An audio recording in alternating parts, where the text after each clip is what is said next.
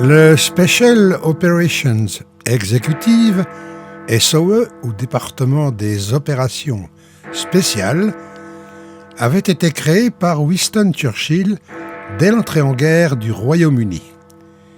Il avait pour mission de soutenir les divers mouvements de résistance, d'abord ceux des pays d'Europe occupés par l'ennemi, puis progressivement ceux des pays entrés en guerre. Dès le début des hostilités, les Britanniques cherchaient à orienter l'activité des résistants vers la réalisation de leur plan offensif de guerre, à savoir le sabotage des installations industrielles, ferroviaires, téléphoniques, et toute autre action qui était de nature à déstabiliser l'ennemi par subversion ou en sabotant ses moyens au cœur des pays occupés. Quels étaient ces agents ? D'abord, des Anglais, mais beaucoup d'hommes et de femmes, membres exilés ou échappés des forces armées de pays occupés. Tous considéraient le SOE comme un moyen d'arriver à leur fin, mais la motivation ne suffisait pas. Il fallait faire preuve de courage, de sang-froid à toute épreuve et avoir une bonne connaissance du pays. L'origine sociale et la nationalité des intéressés n'étaient pas prises en compte. L'agent devait opérer en se conduisant en toutes circonstances comme un véritable ressortissant où qu'il fût envoyé. Il ne devait y avoir aucun doute possible sur l'identité artificielle que lui fabriquait le SOE. On leur avait d'abord appris à affronter moralement sa vie clandestine d'agent secret, notamment de faire face aux difficultés dans un environnement hostile et savoir comment survivre. Agir discrètement en terrain découvert, ramper dans des barbelés, dans des fourrés épineux, franchir des obstacles difficiles, traverser à guide des cours d'eau, se battre sans armes, tirer au pistolet, manier des explosifs, transporter et cacher sur soi du matériel d'espionnage, comme par exemple des allumettes creuses contenant des microfilms, des codes, des chiffres réduits à la dimension d'un point. Tous suivirent encore des cours accélérés de langue en fonction du pays où ils allaient être parachutés. Ils apprirent encore à se servir de postes radio, à retenir par cœur des codes, à décrypter des messages difficiles, à changer d'aspect physique, à résister à des interrogatoires brutaux, à se fabriquer des alibis, à s'inventer une histoire personnelle et s'en souvenir, par exemple fausse famille, ancien professeur, ville natale fictive, à utiliser, en vue d'éventuelle évasion, de minuscules scies en acier pour découper des barreaux, à se servir de boussoles cachées dans des boutons, bref, de tout un arsenal extraordinaire inventé par le SOE comme des pièges spéciaux pour perpétrer des attentats allant de la pompe à bicyclette à la boîte d'allumettes qui explosait.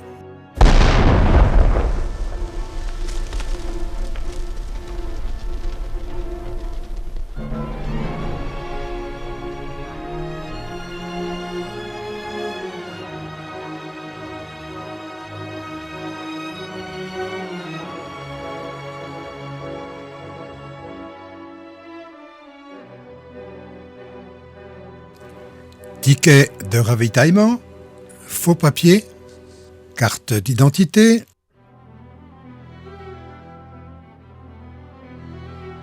Enfin, l'heure pour l'aventure périlleuse a sonné.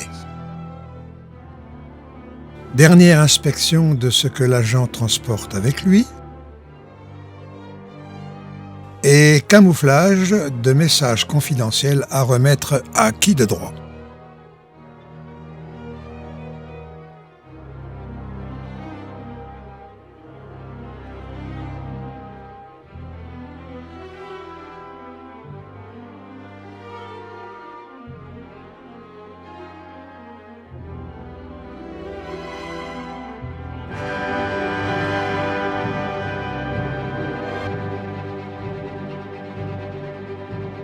Parmi ces hommes valeureux et pleins d'audace figurait Harry Alfred Ray, alias César de Son-Guerre. Il fut parachuté en France et opéra d'abord dans le Jura, puis agira durablement dans le pays de Montbéliard.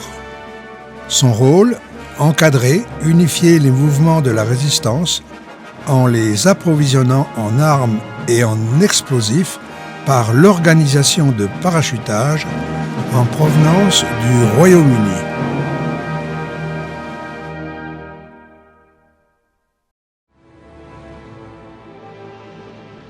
Les Halifax ont piqué sur nous. Les bombes s'enfonçaient profondément dans le sol. Jacqueline, 19 ans. Au-dessus de nos têtes, il y avait un tas de fusées. Tout le monde criait et se sauvait. Odette, 16 ans. Une bombe est tombée à 100 mètres de notre masure et nous avons été soufflés en arrière. Simone, 14 ans.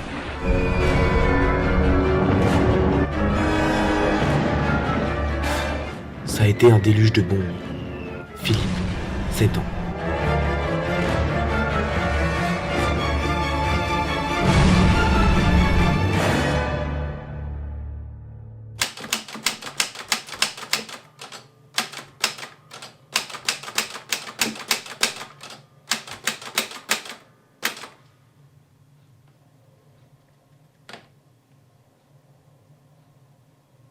Et puis la grande, là, avec cette grande veste, eh ben, c'est moi.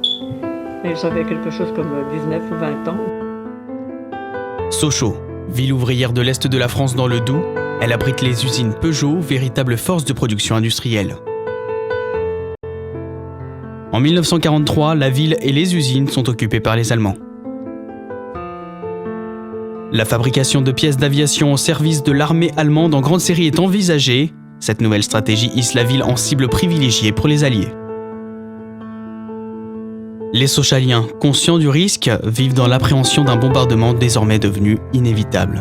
Le bombardement, il avait été annoncé, entre guillemets, par la BBC en disant que les peupliers de Jean-Pierre étaient beaucoup trop hauts. Ça voulait dire qu'on allait les raser, hein.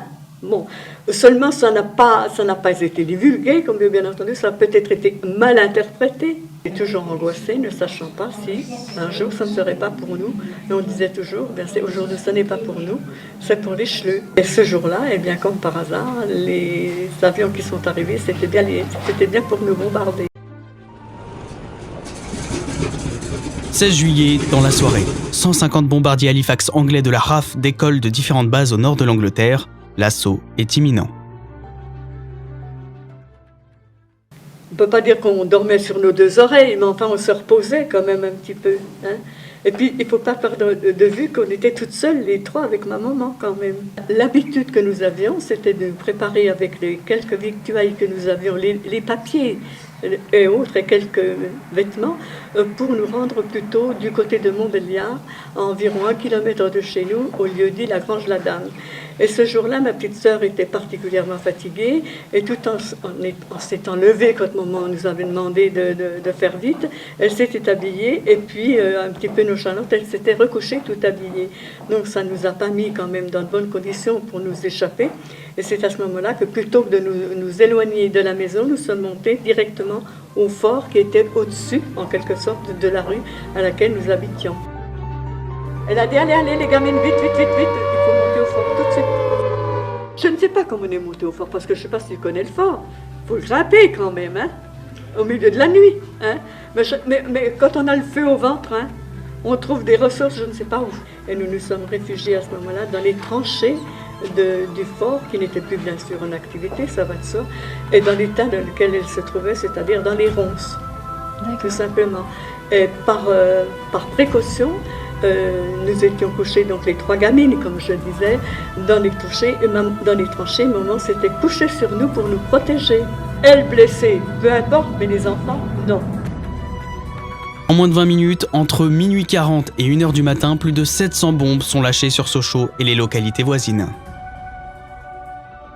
Tombant par chapelet de 7 ou 8, plus de 500 tonnes d'explosifs ravagent la ville dans un fracas indescriptible. On était quand même sur une hauteur, pas tellement élevée par rapport à la ville, mais quand même sur une hauteur.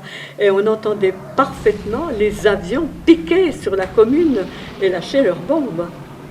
Ce que nous avons vu, ce sont surtout les fusées, en quelque sorte, qui ont canalisé un petit peu la zone à bombarder. Et puis alors aussi les grandes fusées de toutes couleurs, entre autres. Moi j'ai le souvenir d'une fusée énorme blanche, je ne me rappelle pas des autres, mais celle-là en particulier, qui avait éclairé non pas l'usine, mais toute la brasserie. Il y avait certainement d'autres personnes autour de nous, mais je crois que dans des moments comme ça, on ne pense qu'à soi. C'est-à-dire qu'on ne pense qu'au sien, plus exactement. Et je n'ai pas entendu autour de moi des gens qui criaient, qui se plaignaient, qui voulaient changer de lieu et autres, et qui appréhendaient justement les bombardements. On avait surtout le souci de se protéger, au cas où. On avait une certaine angoisse, mais on ne pouvait pas se penser qu'un jour, ce serait plutôt la population qui souffrirait plutôt que les usines. On était persuadé qu'avec les activités de l'usine, que tôt ou tard, on aurait quand même le souci d'être bombardé. Mais on voyait les usines être démolies, mais pas la population comme elle l'a été. Le résultat, un échec incontestable. 120 civils français tués en moins de 20 minutes, une ville décimée et des usines à peine touchées. Seules 35 bombes touchent les usines, les dégâts sont minimes et le bombardement est un échec cinglant. Les 665 autres bombes tombent sur l'emplacement actuel du quartier de l'hôtel de ville. L'école, la poste, la gendarmerie, la brasserie sont en flammes, les conduits d'eau ont explosé, la ville est ravagée. Donc notre maison était sinistrée, puisque le toit était en grande partie endommagé, nous n'avions plus la possibilité de rester là. Et je pense que comme pour tous les Sochaliens, nous n'avions plus qu'une envie, c'était partir de Sochaux. C'était la fuite vraiment. On ne tenait plus à rester dans cette commune. C'est bête, mais c'est comme ça. Et il suffit de voir comme d'abord toutes les maisons qui ont été détruites, mais tous les foyers qui ont déserté pour des communes des environs, qui ne sont pas restés sur place, qui ne sont revenus souvent qu'à la libération en 1945. Ça a été notre cas. Comment je suis partie de Sochaux à Dal, je ne sais pas. Par contre, je sais comment je suis revenue. Je suis revenue par la rue qu'on appelle maintenant la rue de Pontarlier, qui était la route de Daco, c'est-à-dire l'axe vis-à-vis de la brasserie. Et là, il y avait beaucoup plus de plaquettes incendiaires que de bombes, proprement dit. Et il y avait énormément de maisons qui brûlaient, entre autres notre ancienne mairie, comme on l'appelle maintenant, a été incendiée aussi, comme beaucoup d'autres. Et nous avions le soutien de deux inspecteurs des renseignements généraux à Montbéliard, qui ont identifié toutes les victimes qui étaient identifiables, et même celles qui ne l'étaient pas. Je ne voulais plus redescendre à Sochaux, et encore moins le jour où on a su que les obsèques auraient lieu. Et j'ai deux amis de Grand Charmont qui sont venus me chercher en me disant « Tu n'as pas le droit ».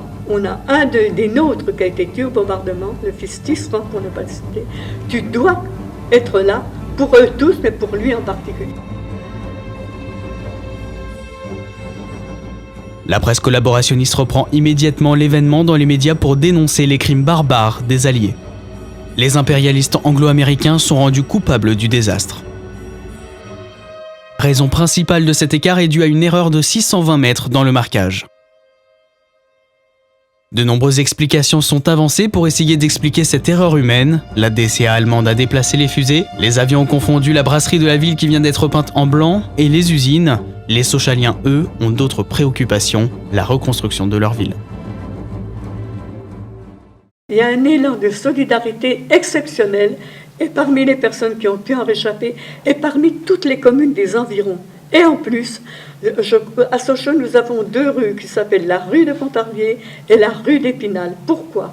Parce que ces deux villes-là ont versé un don à la commune pour se restaurer dans la mesure du possible.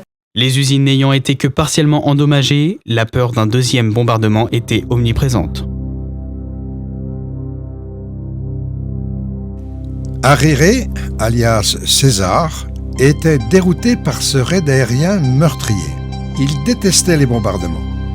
Ces actions aveugles ne peuvent que soulever la haine des Français à l'égard des Britanniques, affirmait-il. Il ne doutait pas un instant que la RAF, au regard de son échec stratégique, eut à programmer un second raid et il lui fallait à tout prix l'éviter. Le seul moyen possible afin de réussir était d'opérer des sabotages à l'intérieur même de l'usine en la privant de ses besoins énergétiques, en faisant exploser les lignes électriques, les transformateurs et les installations de compresseurs. Alors, il réunira les plus audacieux résistants, tous membres du personnel. Quant à César, sa position d'agent secret, responsable d'un vaste secteur, lui interdisait de prendre part à toute opération sur le terrain. Plusieurs saboteurs hautement qualifiés furent réunis. Ils placèrent des charges de plastique réparties aux endroits les plus vulnérables. Un quart d'heure plus tard, les moteurs, les turbocompresseurs sautaient dans un formidable bouquet d'explosions. Harry Ray, blessé lors d'une tentative d'arrestation, passa en Suisse où il fut soigné. À la vue des photographies des gros sabotages qu'on lui avait remis, il put immédiatement les transmettre à Londres. La RAF, jugeant les dégâts suffisamment importants, renonça à un second raid. Après la guerre, il rejoindra son pays natal. Il fut décoré de l'ordre du service distingué et de la Légion d'honneur pour service rendu à la France.